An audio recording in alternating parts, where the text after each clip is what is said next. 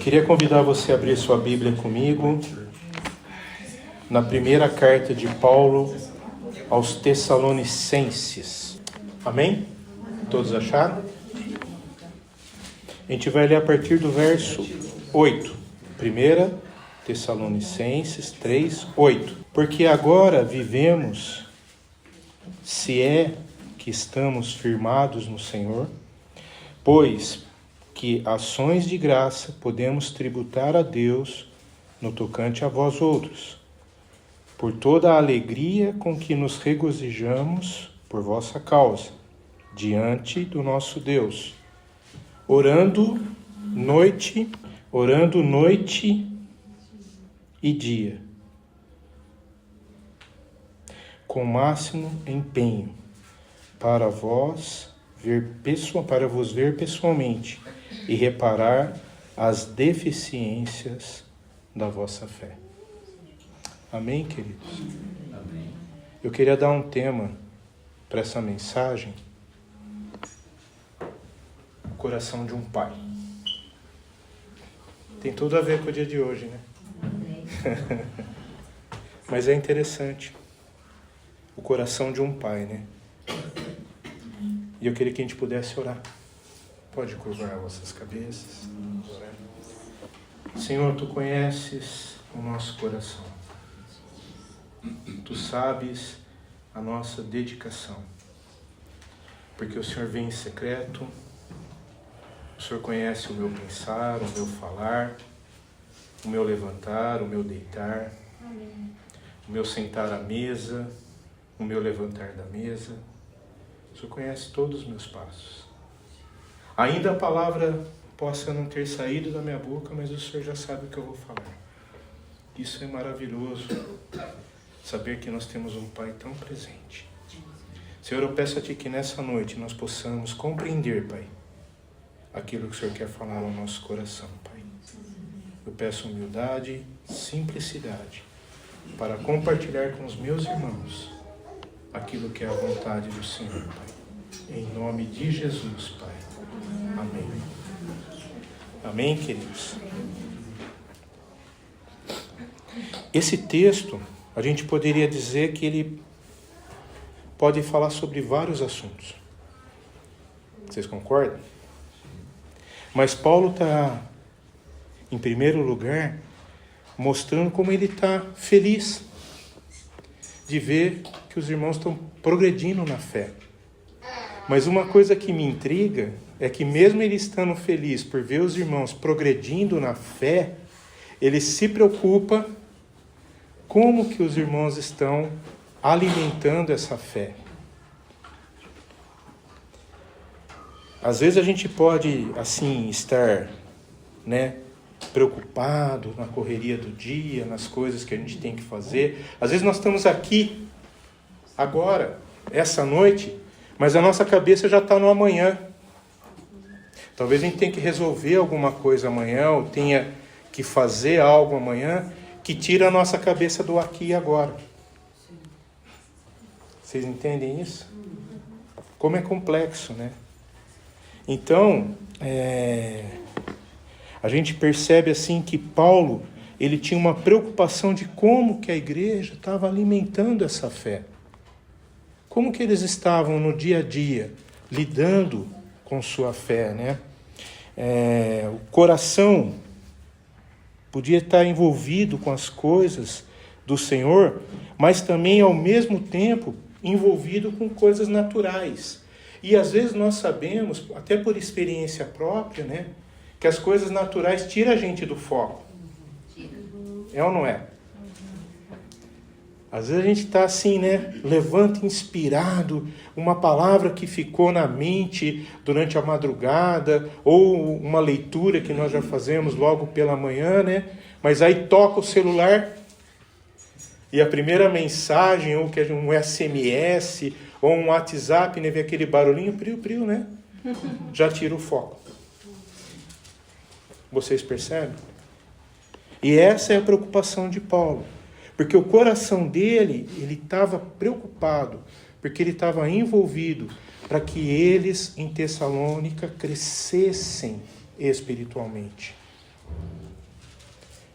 E essa é a nossa preocupação, que nós também cresçamos espiritualmente.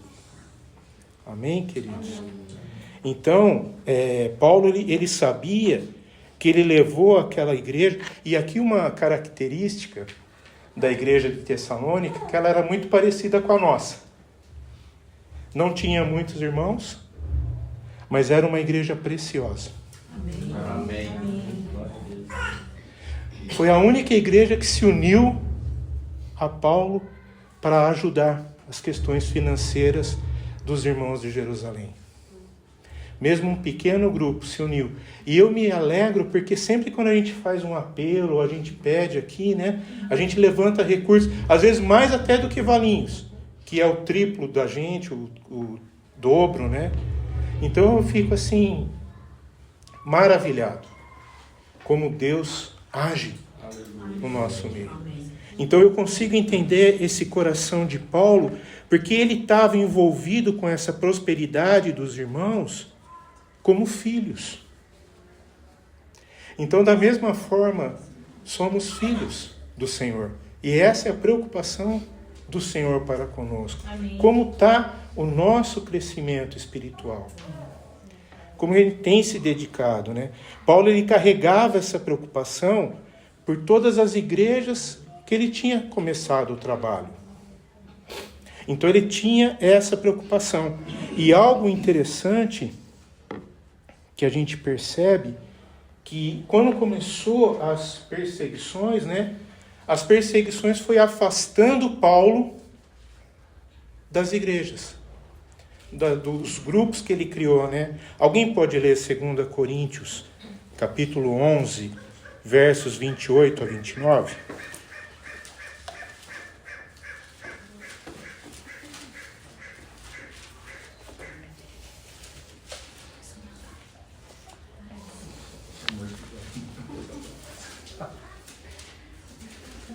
Coríntios 11, 29. 28, 29. 2 Coríntios 11. Além das coisas exteriores, me oprime cada dia o cuidado de todas as igrejas. Quem enfraquece, que eu também não enfraqueça. Quem se escandaliza, que eu não me abrase. Amém? Então vocês percebem? Paulo tinha essa preocupação pela igreja, né? Então, e eu entendo que essa mesma preocupação de Paulo é o desafio que ele está passando para nós também. Você consegue entender a responsabilidade que nós temos com a vida do irmão? Como que o irmão está na fé? Como que a gente tem visto o irmão andar na fé? Às vezes você está lá, né, assistindo o seu dorama preferido, né? Porque novela é pecado, dorama não. Dorama é... né? Aí você está lá, maratonando, aí o Espírito Santo vem, coloca no teu coração assim, o Paulo não está bem. Isso é da minha cabeça. E eu continuo lá no meu dorama, né? Eu continuo lá. Mas o Senhor pode estar nos levantando para orar pela vida do irmão. E a gente precisa estar atentos. Porque eu vejo a necessidade que nós temos, como Paulo tinha aqui. Essa sensibilidade de coração. O coração de Paulo queimava pela vida dos irmãos. Então você pode pensar assim, não, mas o Paulo é maduro, né? Ele está firme, né? Eu vejo ele no domingo, ele está sempre lá animado, uma palavra, mas pode ser que naquele dia ele está enfraquecido. E o Espírito Santo está te chamando para você ser um intercessor. Como a gente tem reagido? Se a gente prestasse atenção, né? A Bíblia ela narra vários homens e mulheres que verdadeiramente serviram o Senhor com um coração sensível à necessidade das pessoas. Quer ver um exemplo que eu acho tremendo? Dorcas. Dorcas era uma mulher que tinha posses, mas sabe qual era o coração dela? Preparar vestes, roupa para as mulheres. Aí aprova o Senhor recolher Dorcas. E aquelas mulheres ficaram tão assim que procuraram Pedro, intercedendo por Dorcas. Aí eu fico pensando, né? Qual é o nosso cuidado para as necessidades dos irmãos? Às vezes você pensa assim, mas o Senhor tem me chamado para fazer um bolo, para fazer um café gostoso, para fazer um remendo numa roupa, né? Ou fazer uma camisa, um suéter para dar para alguém. Isso é um ministério. Mas a gente está sensível para isso? O que faz a gente fazer esses movimentos é o nosso coração. O nosso coração demonstra isso. Então a gente vê que hoje na nossa vida moderna, né, há a necessidade da gente parar e ver como está o nosso coração. Porque a gente não pode esquecer que o Senhor Jesus nos alertou que viriam dias onde o amor de muitos... Por quê? Porque por se multiplicar a iniquidade.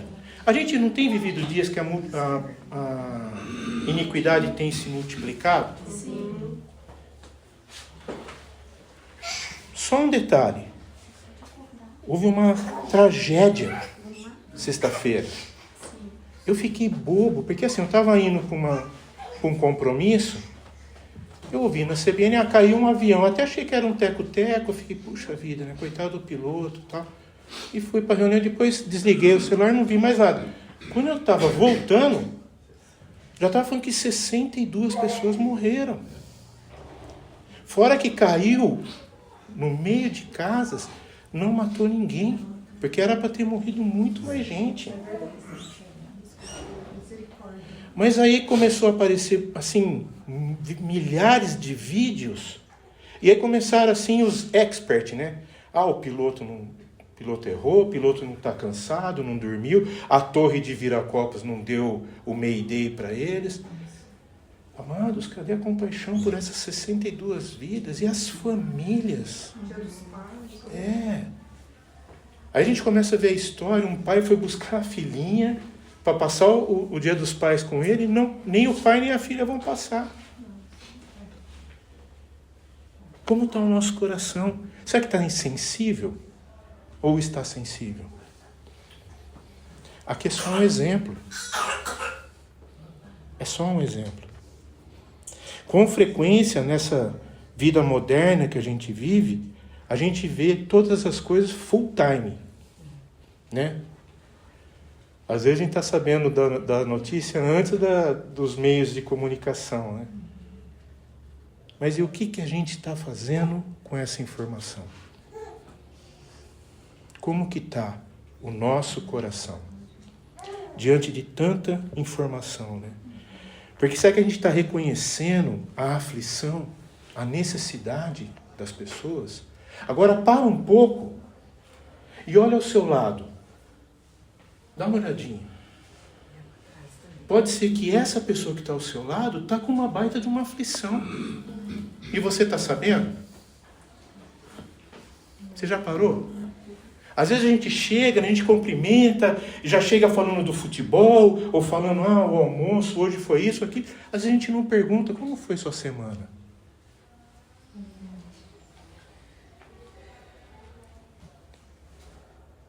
Como que você tem passado? Então vocês percebem? Essa é a naturalidade da vida moderna. Mas, amados, isso não quer dizer que é para ser assim. Paulo está chamando a nossa atenção, e aqui uma coisa interessante, que eu vejo que é um contraste, né? No íntimo de Paulo, ele carregava uma preocupação pela vida dos irmãos. Aí, mas você pode dizer para mim, Chico, mas é Paulo, né? Tá, mas e o Cleiton? E o Paulo? E a Ana Cláudia? E eu? E nós? Como que nós estamos vivendo a vida cristã? Como que nós estamos vivendo? Aí, eu queria que a gente fixasse o nosso olhar nos versículos 9 e 10. Voltando para Tessalonicenses? Isso. 1 Tessalonicenses 3, né?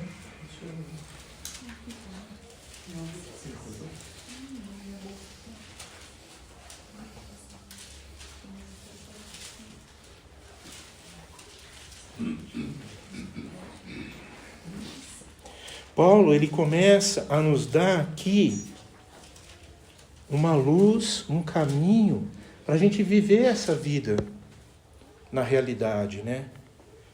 Porque ele apresenta de uma forma assim muito clara como que a gente exercita o nosso coração.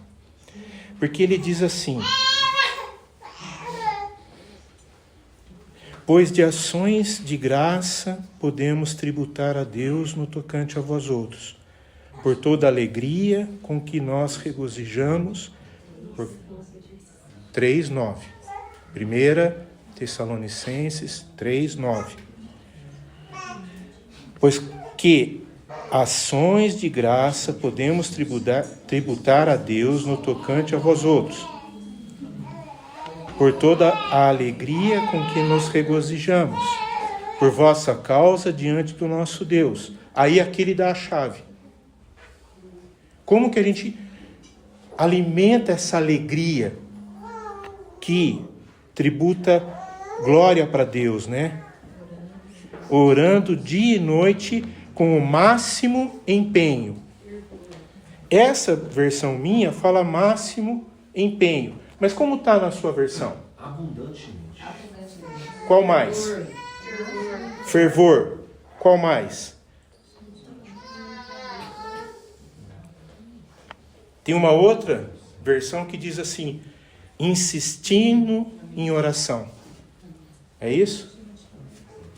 É uma oração insistente. Agora, se é com máximo fervor, se é uma oração com insistência, por que precisa ser? Você já parou para pensar? O que você entende? Porque essa palavra no original, ela tem um sentido assim de rogo, rogar. Mas rogar para que vos ver pessoalmente e reparar as deficiências da vossa fé. Opa! Então Paulo está falando que ainda que a gente se diga que a gente é cheio de fé, a gente tem deficiências.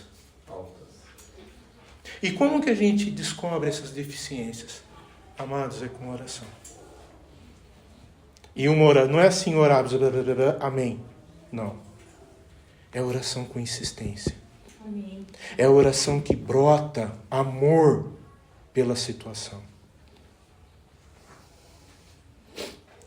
Aqui está um coração, a chave, né, que nos mostra por que Paulo tinha um coração compassivo em relação aos seus irmãos. Por que ele não conseguia ficar quieto diante de ver as necessidades dos irmãos? Por que ele não tinha um coração insensível? Porque ele estava sempre em oração, empenho. Para quê? Para que para a vida dos irmãos não faltassem sua fé, experiências espirituais. Aí eu quero fazer uma pergunta para mim e para vocês. Nós temos tido experiências espirituais? Conta a benção. Eu quero ouvir. Mas a oração quebra cadeias, abre portas, destrona potestades, reinos do mal, destrona. É a oração. Glória a Deus. Não é a quietude. Tem momento que a oração a gente precisa separar ela. Hora de ação. A gente tem que ter ação.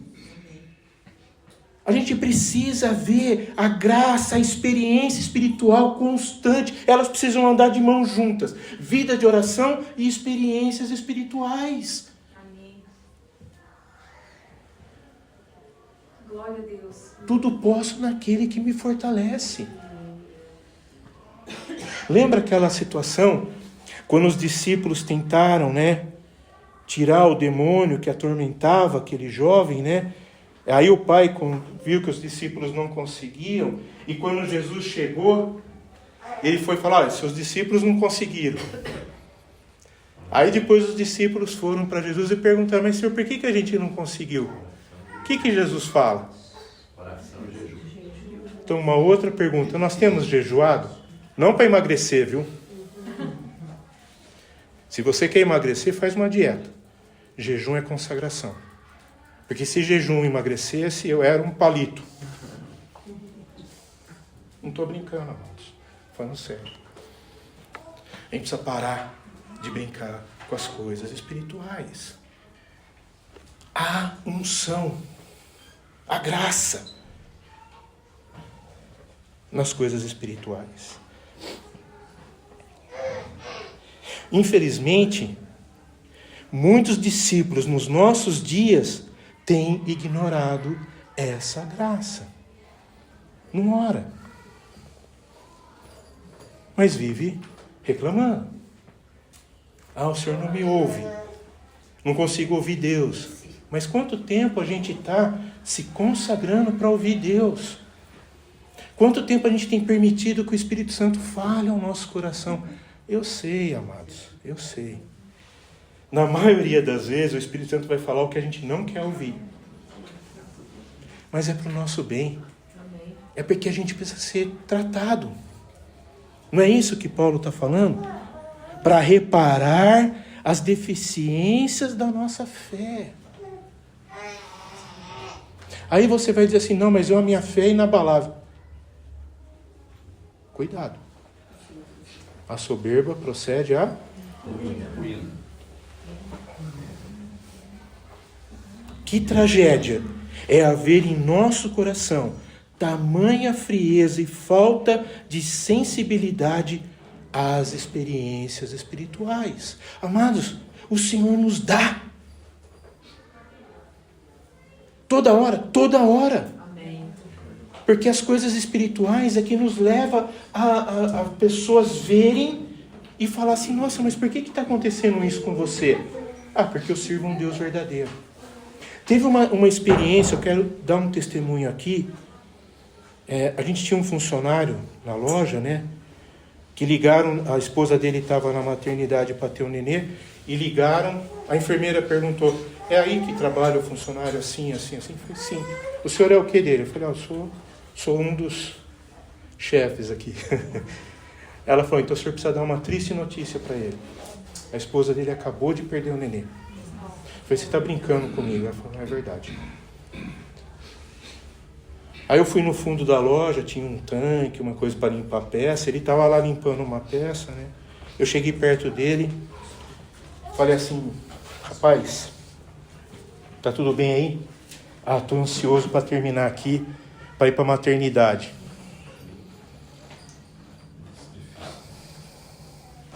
Eu falei para você: eu tenho uma notícia que eu preciso que você seja forte. Ele falou: o que aconteceu? Deus permitiu. Ele era um cristão, É um cristão ainda hoje. Foi Deus permitiu. Mas infelizmente você precisa largar tudo aí e ir lá porque sua esposa perdeu o nenê. Ele parou, olhou para mim, falou assim: Deus é bom. Lavou a mão e tal e foi. Esse testemunho de fé dele mexeu comigo. Eu era recém-convertido. E ele foi uma das pessoas que me evangelizou. Esse testemunho mexeu comigo. Eu vi ali o que é uma fé inabalável. Ele não praguejou, ele não se desesperou, ele ficou tranquilo. Ele falou: Deus sabe o que ele fez e fez o melhor pela minha esposa. Aquilo mexeu comigo. Então eu consigo entender o que Paulo está falando. Porque muitas vezes a gente pensa que experiência espiritual transborda de um louvorzão ou de um encontro que eu vou. Amados, a experiência espiritual é dia a dia, ela é constante. Amém. O que é bom para um coração? Naturalmente falando, o que é bom para o coração? Atividade física, não é? Porque ele é um músculo, não é isso? Então o músculo precisa, né? Vamos lá, pique no lugar, flexão, né? Não é isso, filho? É, Lembra do... antigamente. Lembra? Aquele cara da escolinha, né? Pique no lugar, flexão. Saúde é o que interessa, o resto não tem pressa. Da mesma forma é a fé. Ela precisa de exercícios espirituais. A gente precisa de disciplinas espirituais para fortalecer a nossa fé. E eu entendo que as experiências espirituais nos levam cada vez mais para perto do Senhor. Então, o que Paulo está dizendo? Que se a gente está comprometido com o Senhor, o Espírito Santo faz coisas extraordinárias. Extraordinárias. Porque a gente permite que Ele governe sobre o nosso coração. Governe as nossas ações. Governe o meu pensar, o meu falar, o meu agir. E aí a primeira evidência da ação do Espírito Santo, ele vai enchendo o nosso coração de compaixão pelo próximo, pelas pessoas que estão ao nosso redor.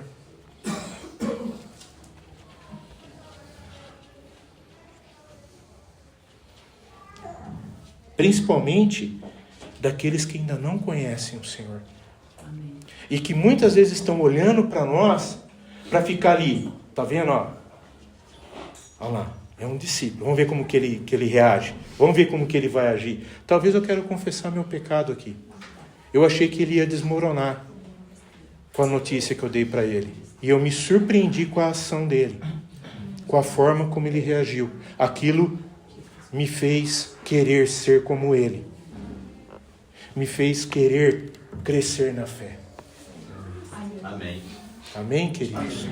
Então nós precisamos conhecer e entender qual é a deficiência da nossa fé.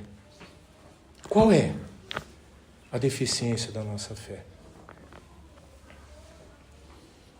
Talvez alguns, né? Tem algum... Paulo está nos dando uma bula aqui, né? Para a gente entender o que fazer, né? A gente possui uma preocupação genuína com o próximo? As nossas orações, a gente está se preocupando com aqueles que estão desviados? Com aqueles que não estão mais em nosso meio? Eu sei, você pode dizer, mas Chico, isso é uma tarefa sua. É, amém. Eu sei. Mas eu posso compartilhar com você? Eu acho que é legal. É bacana isso. Porque eu quero que você desfrute da mesma alegria que eu estou desfrutando. E se para a gente desfrutar dessa alegria, a gente precisa sentir a dor do próximo. Não tem outro caminho, amados. Esse é o caminho. Porque no versículo 10, quando ele fala para que possamos suprir o que está faltando em nossa fé.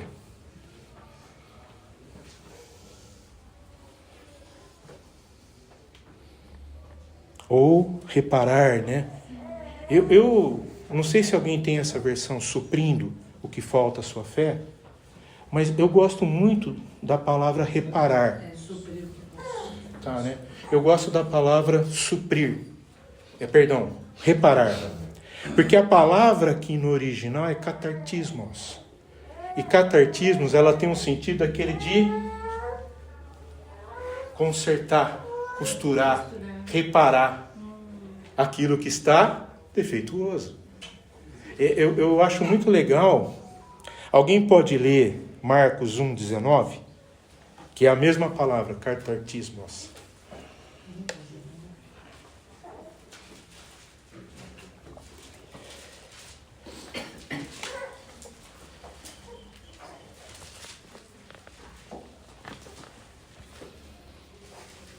E passando dali um pouco mais adiante, viu Tiago, filho de Zebedeu, e João, seu irmão, que estavam no barco consertando as redes. Pegaram aí? Vocês sabiam que um pescador, para ele voltar para o trabalho dele, que é pescar, né? O que ele precisa fazer antes disso? Reparar. E o que é preparar as redes? Reparar. Reparar. O que é reparar? Porque às vezes quando traz, né, vem coisas que cortam as redes. Então se eles jogarem de novo essa rede, o que vai acontecer? Quando ele puxar, ele vai perder os peixes. Então ele precisa fazer um catartismos nas redes, consertar as redes. Então da mesma forma, Paulo está falando isso. Qual que é os buracos? Agora eu me lembrei da mensagem que o Carlos Maraida falou para a gente em outubro passado, lembra? Que há buracos na fé, se lembram disso? E ele falou que a gente precisa consertar, reparar. Para a gente consertar, reparar, a gente precisa procurar onde está a brecha, onde está o buraco. Concordam ou não? Amém. E Paulo, ele assim, na oração dele, eu entendo que ele orou por 3 motivos. Para que o Senhor nos desse clareza que precisam ser consertados na nossa vida, reparados, ajustados, supridos, como você desejar. Primeiro, para que a gente tenha uma fé madura. Segundo, um amor profundo. E terceiro, para que a gente seja santo na presença do Senhor. Amém. Então, o primeiro ponto, Paulo orou para que a gente pudesse ter uma fé madura. Amados, nós precisamos reconhecer urgentemente que a nossa fé ainda não está perfeita. Precisa ser reparada, precisa ser ajustada, precisa ser consertada. E como eu disse, essa palavra, o verbo no original, né, ela também era usada como 2 termos interessantes. No termo jurídico da cultura grega helenista, ela era usada, katartismos, para reconciliar conflitos e relações quebradas. Então presta atenção, amados, deixa o Espírito Santo falar ao coração. Juridicamente, os gregos usavam essa palavra para reconciliar conflitos em relações que estavam quebradas. Você faz catartismos ali. Reconciliação, mediação. Mas também os médicos usavam essa mesma palavra, catartismos, como um termo cirúrgico para quando o osso estava quebrado e precisava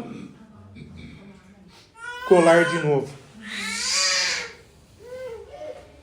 Porque o osso estava quebrado. Então, eu fico pensativo assim, juridicamente e cirurgicamente, as duas expressões, elas tinham o sentido de ligar aquilo que estava quebrado. Reparar. E vamos pensar um pouquinho. O que mais na nossa vida precisa ser reparado? Que possa estar quebrado? Deixa o Espírito Santo falar. A gente precisa remendar os buracos, tapar as brechas que possa existir na nossa fé. Paulo detectou que havia uma deficiência dos irmãos de Tessalônica. E aqui eu quero que você preste atenção. Porque Paulo não nos dá só uma posição negativa. E eu também não queria te dar só uma posição negativa. Mas eu queria te encher de fé. Sabe por quê, amados? A oração de Paulo foi poderosa. Amém. Por quê? Alguém pode abrir 1 Tessalônica 5,14? Fala o quê? Rogamos-vos também, irmãos, que admoesteis É isso mesmo? Isso, Os desordeiros. isso, Consoleis os de pouco ânimo, isso. sustenteis os fracos e sejais pacientes para com todos. Perceberam? Então não há essas necessidades. Pode ser que tenha pessoas que estão insubmissos, precisam ser ademoestados. Tem pessoas que possam estar desanimados, precisam ser consolados. Há pessoas que estão fracos, precisam ser amparados. E nós precisamos ser longânimos para com todos. Amém. Aí, o que gera isso? Aí uma outra, queria que você abrisse comigo 2 Tessalonicenses 1, 3 a 5. Quem pode ler em voz bem alta? Porque aqui mostra, amados, o valor da oração. Como Deus ouve a oração de um coração sincero, um coração que tem uma fé madura, um coração que quer reparar brechas, um coração que quer consolar aquele que precisa de consolo, que quer amparar aquele que se encontra fraco. O que diz aí na sua Bíblia? 2 Tessalonicenses 1, 3 a 5. Irmãos, cumpre-nos dar sempre graças a Deus no tocante a vós outros, como é justo, pois a vossa fé cresce sobremaneira. Aleluia. E o vosso mútuo amor de uns para com os outros vai aumentando, a tal ponto que nós mesmos nos gloriamos de vós nas igrejas de Deus, à vista da vossa constância e fé, em todas as vossas perseguições e nas tribulações que suportais, sinal evidente do reto juízo de Deus, para que sejais considerados dignos do reino de Deus, pelo qual, com efeito, estáis sofrendo.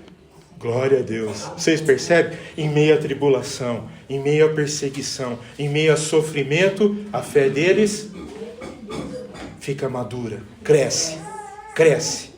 E eles se tornam louvados, porque eles passam a ser testemunho a outras igrejas. Amados, eu percebo assim que coisa tremenda, quando a gente se alegra de ver que o irmão está crescendo na fé.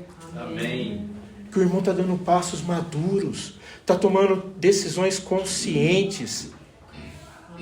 Que coisa maravilhosa. Eu percebo assim que alegria de Paulo. Por isso que eu falei que a fé ela é como o músculo do nosso coração. Ela precisa ser exercitada, precisa ser trabalhada. Porque da mesma forma um coração que não faz exercício, que não tem uma vida regrada, sofre um infarte, da mesma forma a nossa fé também desvalece.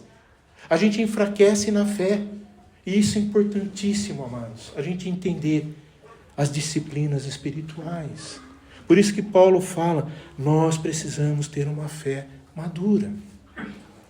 Mas tem o segundo ponto que ele destacou na oração dele. Um amor profundo. E eu penso que aqui pega. Por quê? Como eu falei no começo, as tribulações, as dificuldades da vida moderna têm nos tornado insensíveis. Não, Chico, eu não sou insensível. Amados, somos. Porque muitas vezes a gente vê a vida moderna, a vida real, com as coisas acontecendo, que nem eu vi alguém fazer o comentário e alguém pôs no público. Ainda bem que eu não peguei esse avião. Deus foi bondoso comigo. Quer dizer que Deus foi mal com 62 pessoas e foi bondoso com um que não pegou o avião? Eu não creio nesse Deus. Eu creio num Deus que zela por todos. Mas a gente às vezes faz esse comentário. Ainda bem que não foi comigo. Amados, misericórdia. Isso é um coração insensível. Isso é um coração que não está atento. Porque muitas vezes eu sei que o sofrimento, as contingências da vida endurecem o nosso coração. Faz a gente ficar insensível. Mas também acontece o oposto. Porque a gente precisa aprender que as tribulações, as situações que a gente muitas vezes passa, é para a gente se tornar quebrantados de coração. Ter um coração quebrantado. Entendendo que Deus pode estar trabalhando. Então a oração de Paulo é que a gente possa transbordar de amor, e um amor não que só que transborde, mas que ele inunde corações que estão ao nosso redor. de tal maneira que esse oceano de amor, uma vez cheio, alcance limites até suas bordas e derrame, alcance não só os nossos irmãos, mas alcance aqueles que estão próximos de nós, que não conhecem o Senhor. Esse é o amor de Cristo. Quem crer em mim, do teu interior fluirão rios, que sacia a sede do sedento, que transforma. Deixa eu dizer algo bem importante para você. A comunidade, a nossa comunidade, é uma família onde a gente deve construir pontes de amizade. Amém. Pontes de amizade, não muralhas de separação. A comunidade precisa ser um lugar de amor, de aceitação, de perdão, de restauração. E nós sermos conhecidos como discípulos de Cristo pela nossa inteligência, pelo nosso conhecimento? Não, pelo nosso amor transbordante.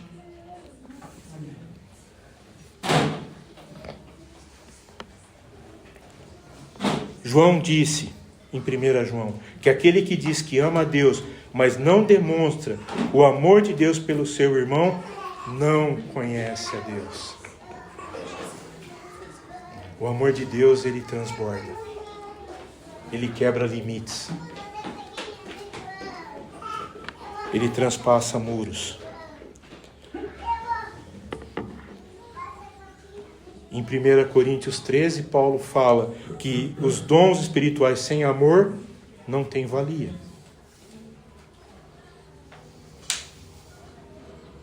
Então o zelo de Paulo aqui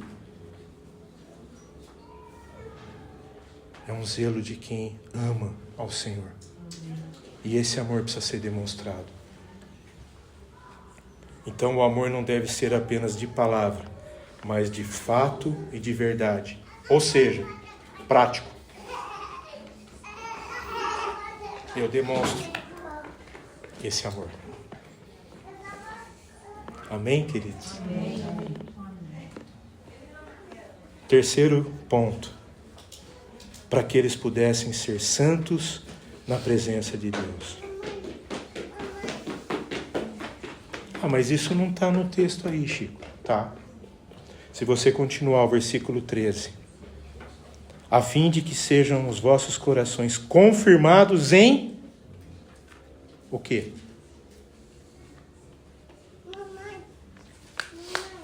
Oi, terra. Chico falando. 1 Tessalonicenses 3,13. A fim de que sejam os vossos corações confirmados em... Santidade. Aleluia. Amados, nosso coração precisa ser confirmado em santidade. Isentos de culpa, na presença do nosso Deus e Pai, na vinda do nosso Senhor Jesus, com todos os santos, inculpáveis. Imagina o Senhor passando aqui pelo meio de nós.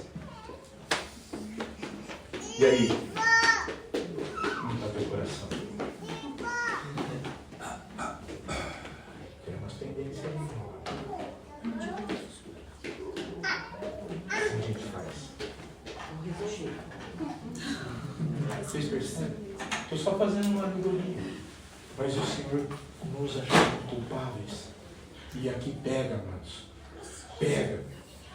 Porque eu sei que lá no fundo tem um rançozinho. Tem uma falta de perdão. Mas o olhar de Deus, Ele vê tudo. Porque Ele é onipotente, onipresente, onisciente. Ele sabe.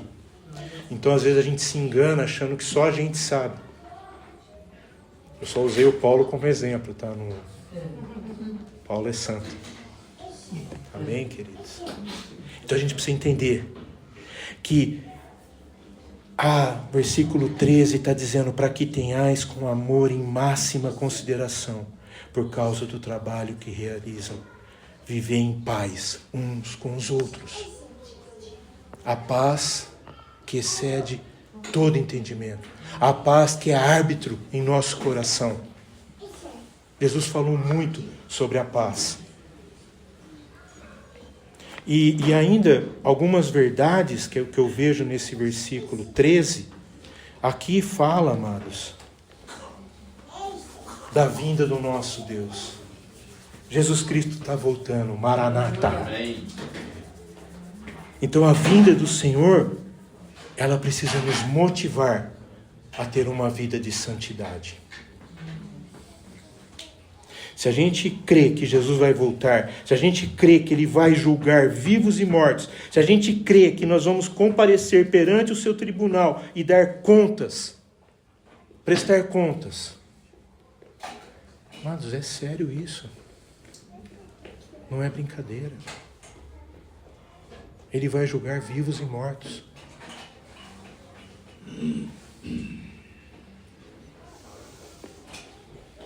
Como que a gente tem andado?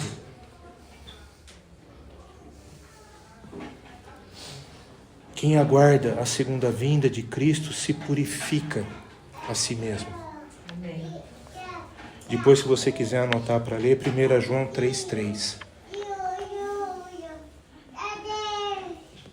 E a palavra que Paulo usa aqui para traduzir santidade é a mesma que os gregos usavam para se referir à qualidade dos objetos.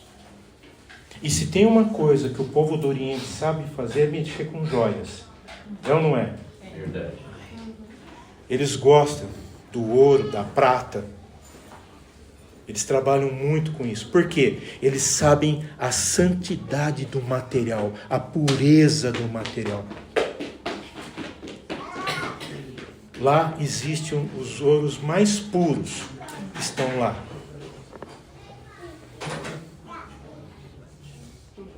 $24 quilates é isso, né? Aqui Eles parece... não aceitam, é interessante que eles não aceitam. Eu fiz uma brincadeira.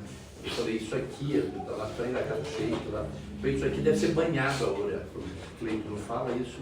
Isso aqui é ouro maciço, 24 quilates. Eles não aceitam menos que isso.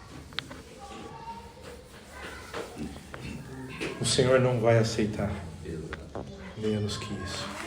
Pureza do nosso coração. E outra questão também, amados, que a santidade de vida não é uma formalidade externa, mas uma vida que é vivida na presença de Deus. O Senhor é santo e Ele espera que nós andemos em santidade. E a santidade, ela não é medida por gestos, ritos ou cerimônias externas. Ela é medida por uma vida sem culpa. Que tremenda palavra que Paulo usa aqui. Que quando ele liga a santidade, ele diz, confirmados em santidades, isentos de culpa. O que está te culpando é o que está quebrando a tua santidade. Amados, deixa o Espírito Santo falar. É muito tremendo isso. Às vezes a gente pensa que o padrão de santidade que o Senhor exige de nós é inalcançável. Não. Isso é uma mentira do diabo. É alcançável viver uma vida de santidade. Ele nos capacita a vivermos. E sabe uma coisa que quebra a santidade na nossa vida? É ficar olhando o pecado do outro. Porque quando a gente começa a dar muita ênfase para o pecado do outro, a gente está querendo camuflar o nosso próprio pecado. E eu percebo uma coisa, amados, que as mídias sociais é o perigo para fazer a gente camuflar os nossos próprios pecados.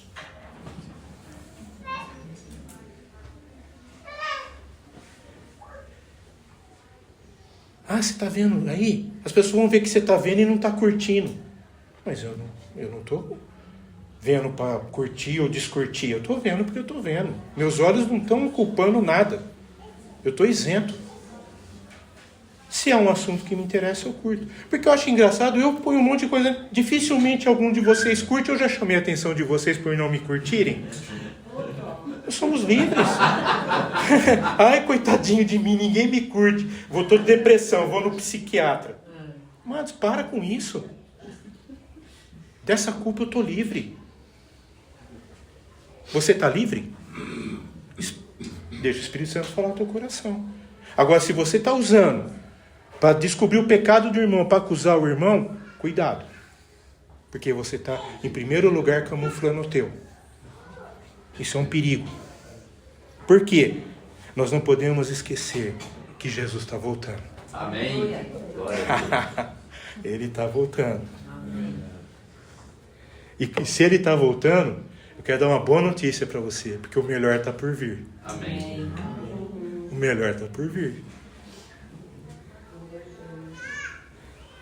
Amados, o cristianismo, o discipulado não está caminhando para um acaso, mas para um glorioso amanhecer.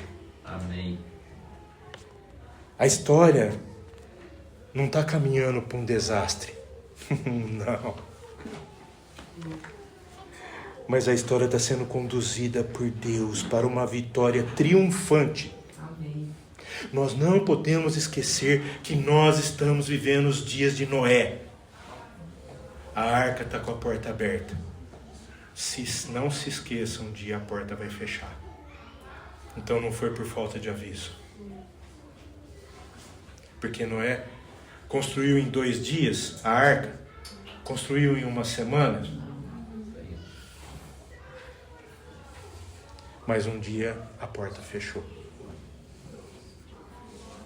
O que as pessoas faziam quando via ele construindo? Dava risada. Aqui nunca choveu, você é louco. Será que às vezes as pessoas não fazem isso com a gente hoje?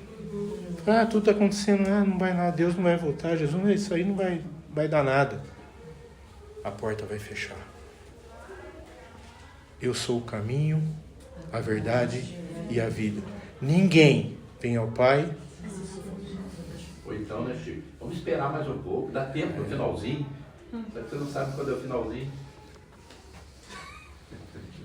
E eu quero dar uma boa notícia para você. Jesus vai voltar fisicamente, visivelmente, poderosamente e gloriosamente. Amém. Aleluia. Amém, queridos? E eu queria concluir. A nossa vida ou a nossa condição espiritual tem gerado um peso no nosso coração? Deixa o Espírito Santo falar. Eu acho que nós precisamos meditar nisso. Tem gerado um peso? Ao ponto de você, assim, pensar, eu preciso começar a fazer alguns sacrifícios. E deixa eu dizer algo para você, sacrifício não é coisa ruim. Às vezes a gente pensa como coisa ruim, mas sacrifício é coisa boa, porque nos leva para algo melhor. Às vezes sempre a gente tem essa tendência de pensar, quando o Senhor pede, né, um sacrifício, a gente acha que é algo que a gente não consegue fazer, ou é algo que a gente vai sofrer. Sacrifício sempre tem vitória no final. Sempre tem. Porque o sacrifício nos ajuda a crescer na fé. Amém. Você tem orado pela comunidade? Você tem visto os frutos? Amém.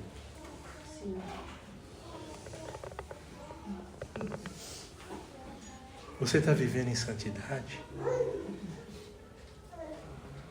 Chico, para de fazer pergunta difícil. Né? Amados, mas eu velo pela alma de vocês. Amém. Eu não vou me cansar de fazer essa pergunta para vocês, porque eu quero que a gente se encontre lá.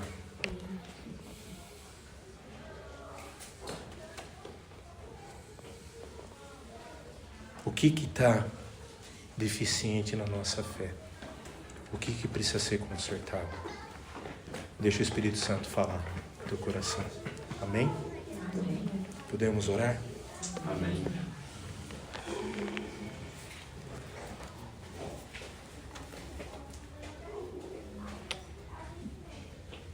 Eu sei que às vezes uma palavra dessa, né?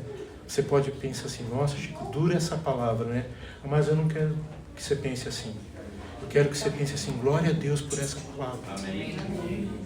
Porque essa palavra me traz vida. Me faz refletir. Principalmente eu queria direcionar aos pais, aos avós. Para quem não tem mais filho em casa, mas os seus filhos estão aí. Aí você fala assim, não, mas eu não tenho filhos. Tem filhos espirituais. O quanto você tem orado, o quanto você tem clamado, o quanto você tem guardado a vida dos seus filhos. Eu fiz uma mensaginha para os pais, né, e Deus me fez refletir no texto de Provérbios, quando ele fala assim, e eu achei muito interessante, né? Porque ele fala que os netos são a alegria dos avós, né? Os filhos da igreja. E os pais, o exemplo para os filhos. Então você percebe? A responsabilidade está a todos. Porque se os avós querem ter alegria, precisa cuidar bem dos netos. Se os filhos querem ter uma vida boa, precisa buscar o exemplo dos pais. Então, pais, nós precisamos ser exemplo dos nossos filhos. Amém? Podemos orar? Amém. Eu não sei como está o teu coração. Quer dizer que o meu está cheio de alegria. Aleluia. Amém. Porque a palavra do Senhor, ela é como pavês, ela nos alimenta. Mas às vezes o profeta Isaías fala que ela desce com um gosto meio amargo. E eu entendo a oração do profeta. Porque às vezes a palavra mexe com a gente. Aí fica meio amargo. Mas a maioria dos remédios são amargos, né, doutor? E eles curam, né? Então, deixa eu dizer para você. A letra mata, mas o Espírito vivifica. Amém. A palavra é santa. Ela tem poder para transformar. E minha oração nessa noite é que a gente saia transformado. Que essa palavra continue falando ao nosso coração. Amém?